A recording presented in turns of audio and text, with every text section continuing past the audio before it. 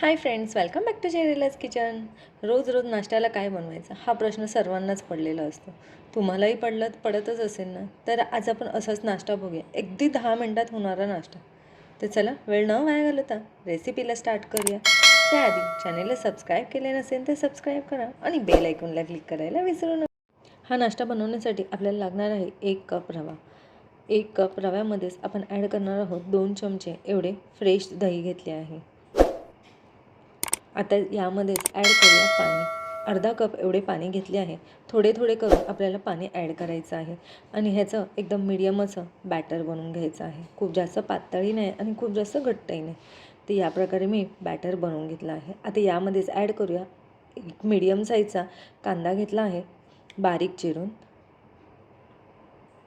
तसेच 3 ते 4 हिरवी मिरची बारीक चिरून, कोथिंबीर, हे सर्व मिश्रण ॲड करून आपण मिक्स करून घेऊया. आता यामध्येच आपण फोडणी देणार आहोत. तर त्यासाठी मी इकडे 1 चमचा एवढे तेल घेतले आहे. तेल गरम झाले आहे. यामध्येच घालूया अर्धा चमचा मोहरी. मोहरी तडतडली की कढीपत्ता थोडासा ॲड करून हे आपण परतून घेऊया. आता यामध्येच ॲड केले आहे थोडेसे हिंग आणि ही आपण पूर्ण फोडणी यामध्ये ॲड करूया. हे ॲड करून आपल्याला सर्व मिश्रण परत एकजीव करून घ्यायचे आहे. आता ॲड करूया चवीनुसार मीठ आणि मिश्रण एकदा मिक्स करून घेऊया.